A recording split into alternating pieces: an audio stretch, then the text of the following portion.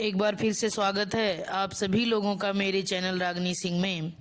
आइए सुनते हैं मालती जोशी जी की कहानी प्रतिदान। कहानी शुरू करने से पहले आप लोगों से मेरा विनम्र अनुरोध है कि अगर मेरी ये कहानी आप लोगों को पसंद आए तो कृपया मेरे चैनल को सब्सक्राइब और लाइक करना मत भूलिएगा। चलिए शुरू करते हैं कहानी प्रतिदान।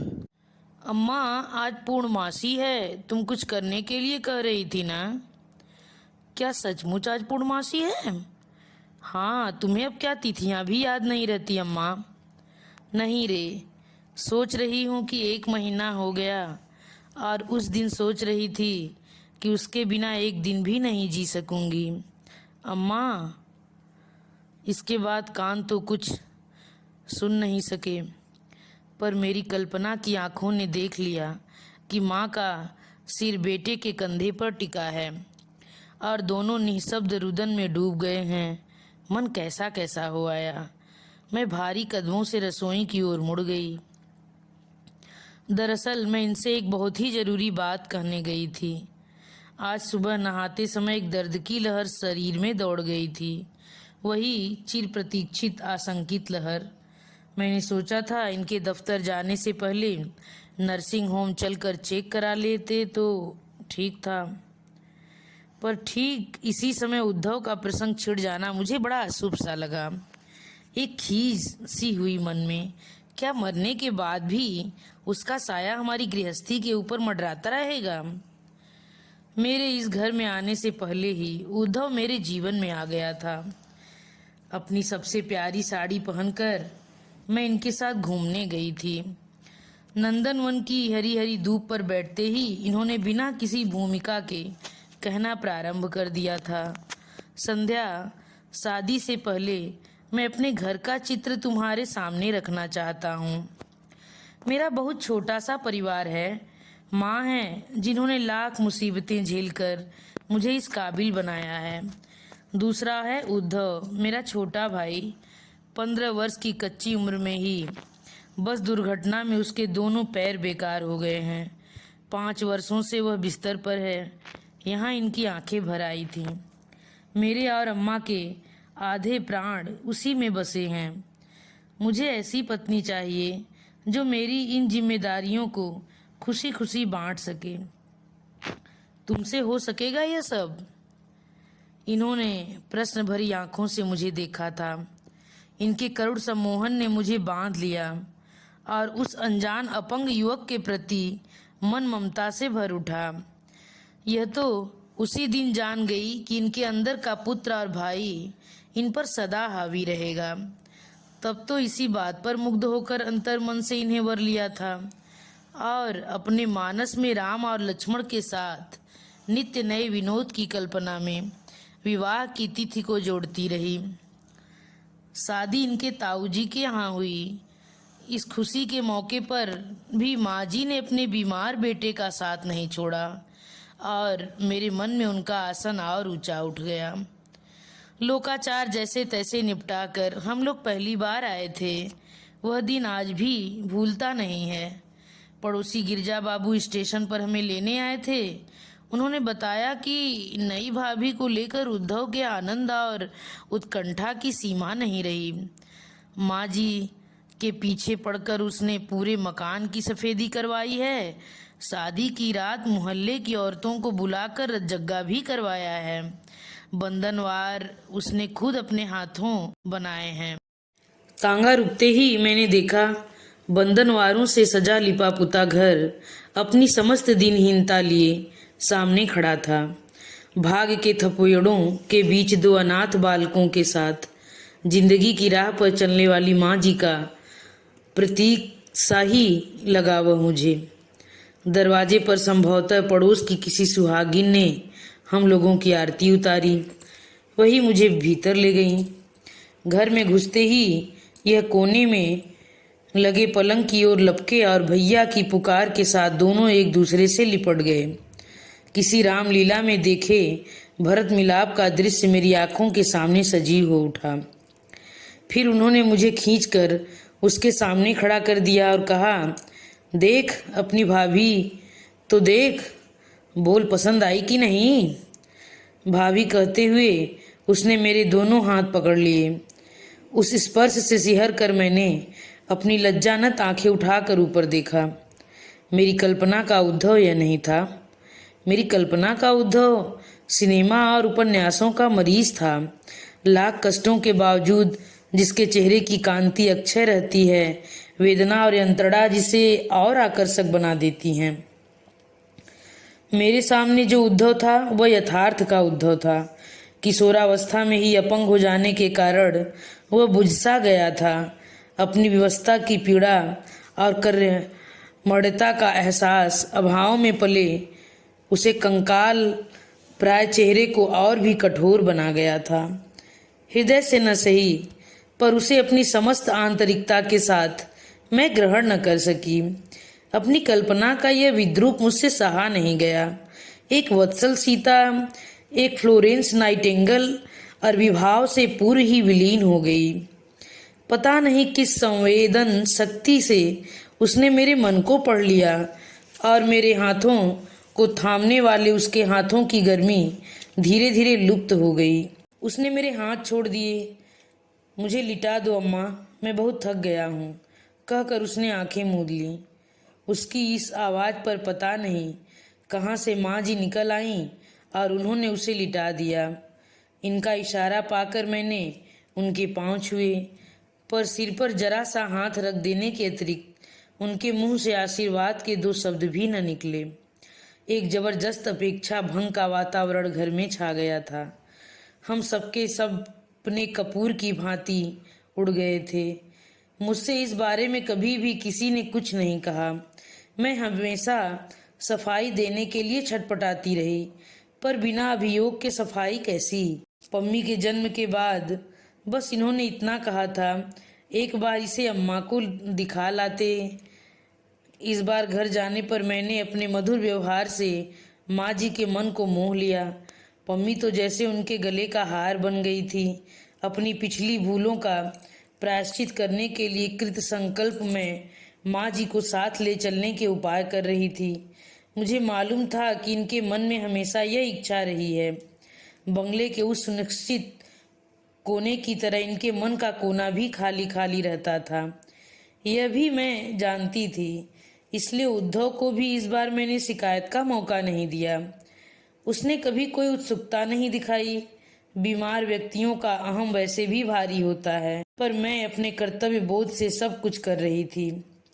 मुझे खुशी थी कि इस बार दिन खैरियत से गुजर रहे हैं। शायद चौथे या पांचवें दिन की बात है। मैं नहा रही थी। 2 कमरों का छोटा सा घर था। रसोई बंद करके नहाना पड़ता था। तभी मैंने सुना उद्धव कह रहा था, माँ भाभी कहाँ हैं? नहा रही है क्यों रे? माँ जी ने पूछा। मुझे भी आश्चर्य हुआ कि आज मेरी क्या जरूरत पड़ गई। एक बार गुड्डी को मुझे दो अम्मा। कुछ क्षण खामोशी रही। अम्मा बस थोड़ी सी देर को। इस बार उसके स्वर में बला की आजीजी थी। शायद तभी तो माँ जी से नहीं रहा गया होगा। उसका असीम दैन्य मुझे खल गया। मुझसे छिपाकर मेरी बच्ची को देखने का प्रस्ताव ऐसी ही कुत्सित लगा जैसे मेरी अनुपस्थिति में किसी ने मेरे जेवरों का बक्स खोल लिया हो। उसके कंकाल प्राय खुरदरे हाथों द्वारा पम्मी के शरीर के सहलाए जाने की कल्पना से मैं सिहर उठी। क्या पता उसने अपने घिनौने मुख से उसे चूम भी लिया हो। पता नहीं कौन सी बात मेरे मन में पड़ गई कि किसी तरह बेतरतीबी से साड़ी पहन मैंने दरवाजा खोल दिया और झपट कर उसकी गोद से पम्मी को उठा लिया। उसे छाती से लगाए मैं मुड़ ही रही थी कि माँ जी से आंखें मिल गई। बेटे का अपमान वहाँ प्रतिबिंब हो उठा था। पता नहीं वहाँ क्या क्या था, क्रोध, अपमान, घृणा, पर मेरा साहस न हुआ कि उनकी ओर देख सकूं। घर की यह मेरी अंतिम यात्रा थी। यह तो हर दूसरे तीसरे महीने जाते और एक उदासी की परतसी ओढ़कर वापस आ जाते। कई बार मन हुआ कि जाकर उसे देख आऊं, उन लोगों की गलतफहमियां दूर कर आऊं, पर अपने पर से विश्वास ही जैसे उड़ गया था। विधि का विधान भी कैसा है। उसके अंतिम समय भी जाना न हो सका। वही गए और आते समय माँ जी को ले आए। जो कमरा वर्षों से उद्धव और माँ जी की प्रतीक्षा करता रहा था, उसमें माँ जी अकेली आई थीं। उनके साथ आई थी शोक की एक काली छाया, जो निरंतर घर पर छाई रहती। उनके आते ही घर एकदम छोटा हो गया था और प्रच्छन्न रूप से दो दलों में बट गया था। मैं कितनी अकेली पड़ गई थी। संध्या, तुम्हारा जी कैसा है? मैंने चौंक कर देखा। कुर्सी की पीठ पर हाथ रखे यह खड़े थे। इधर से गुजरा तो देखा डाइनिंग टेबल पर सिर रखे सो रही हो। पहले तो सोचा सो लेने दो, पर देखता हूँ चेहरा बेहद उतरा हुआ है। खैरियत तो है? मेरा ख्याल था एक बार नर्सिंग होम हो आते हैं। जरूर जरूर, वे बोले और तेजी से बाहर निकल गए। कुछ ही देर में हम लोग गाड़ी में सड़क नाप रहे थे। तब ख्याल आया चलने से पहले माँ जी से कहना चाहिए था, पर घबराहट में याद न रहा। नर्सिंग होम पहुंचने भर की देर थी। उन लोगों ने मुझे हाथों हाथ लिया और दूसरे ही क्षण में प्रसूति कक्ष में थी। मुझे सिस्टर के हाथ सौंप कर यह चले गए थे। दफ्तर या क्या पता बाहर ही बैठे हों। सफ़ेद कपड़ों में लिपटी उन नर्सों के बीच मैं अपने आप को नितांत असहाय और अकेला अनुभव करने लगी।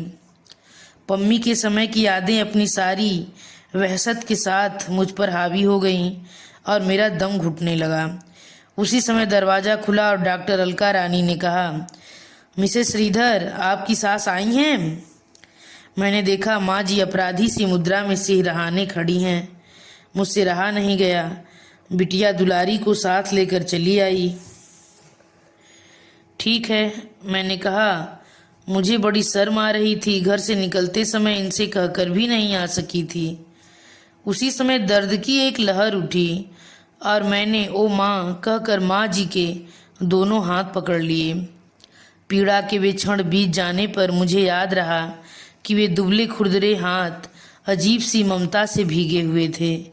उस समय भी वह माथा सहला रही थी और मुझे अच्छा लग रहा था। दर्द के वे क्षण कितनी बार दोहराए गए।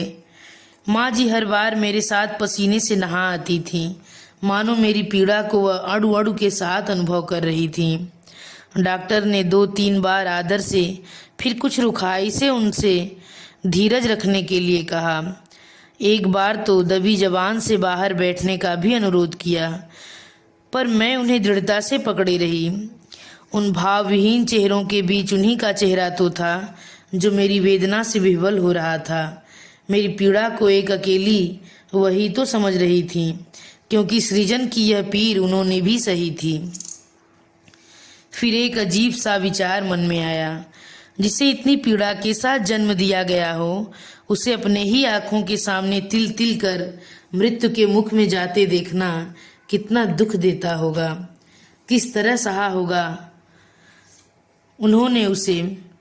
कौन सी पीड़ा अधिक कठिन है, जन्म की या मृत्यु की, पाने की या खोने की? अपने विचारों के रेले से मैं देख रही थी कि डॉक्टर और नर्स दोनों के चेहरे बदहवास से लग रहे थे। मैं अपने आप को किसी बर्फीले प्रदेश में जाते हुए देख रही थी। वे लोग विचित्र दृष्टि से मुझे घूर रहे थे। हर 5 मिनट पर तड़पा देने वाली वे दर्द की लहरें पता नहीं कहाँ खो गई थीं। उनकी प्रतीक्षा में कमरे में एक तनाव सा भर गया था। मुझे मम्मी बेतरह याद आ रही थी। वह हमेशा कहती थी कि डिलीवरी में दोनों का जन्म होता है, माँ और बेटे का। तभी तो 42 वर्ष की उम्र में शिशु को जन्म देने की पीड़ा उनसे सही नहीं गई। ऑपरेशन रूम से बाहर लाते हुए स्ट्रेचर पर उनका सफ़ेद निष्प्राण चेहरा बार बार आंखों के सामने आ रहा है। कैसा होता होगा मरण पार का देश? क्या वहां जाने पर मम्मी से फिर भेंट हो सकेगी? और उद्धव, क्या वह भी मिलेगा? उसकी करुण असहाय आंखों का अभियोग क्या अब भी उतना ही ताजा होगा? अपनी सफाई में मुझे क्या कहना होगा? इस इंजेक्शन की जैसे कई एक सुइयां चुभो दी गई हों, पर मेरी चेतना लौट आई और कमबख्त वही दर्द फिर उभर आया। सफ़ेद कमरा, सफ़ेद चमकीले बल्ब, सफ़ेद वस्त्रों में लिपटी नर्सें अब जैसे घूम गए। केवल 2 दुबले खुरदरे हाथ स्थिर थे जो मेरे माथे पर थे। शिशु के कर्कश रुदन से कमरा भर उठा, तनाव टूटने लगा था और हर चीज जैसे फिर अपनी जगह पर लौट आई थी। डॉक्टर अलका कह रही थी, माँ जी मुबारक हो, पोता हुआ है। माँ जी ने हाथ जोड़कर कहा, वह तो जो भी है भगवान की देन है, पर आपने मेरी बेटी को बचा लिया। इससे आगे वह कुछ न कह सकी। उनका गला रुध गया। सिस्टर ने उन्हें सहारा देकर बिठा दिया। थकान से बोझिल पलकें उठाकर मैंने देखा, उनका चेहरा भी बेहद थका हुआ लग रहा था, जैसे पीड़ा का हर क्षण उन्होंने मेरे साथ जिया है। इसके अतिरिक्त मेरी संभावित मृत्यु की आशंका भी उन्हें पस्त कर गई थी। मैंने एक बेटे के जन्म की पीड़ा को सहा है, उन्होंने एक बेटे की मृत्यु को सहा है। पीड़ा की ये अनुभूतियाँ हमें एक साथ बांध गई थीं। मैंने उनका हाथ अपने हाथ में लेकर क्षीण स्वर में कहा, माँ जी इधर देखिए न, उद्धव हमारे बीच फिर लौट आए हैं। उन्होंने डबडबाई आंखों से मेरी ओर देखा, फिर उनके चेहरे पर एक मुस्कुराहट फैल गई। मुझे ऐसा लगा जैसे ओस भीगी सुबह में सूरज की किरणें नहा गई हों। इसी के साथ यह कहानी समाप्त होती है। धन्यवाद।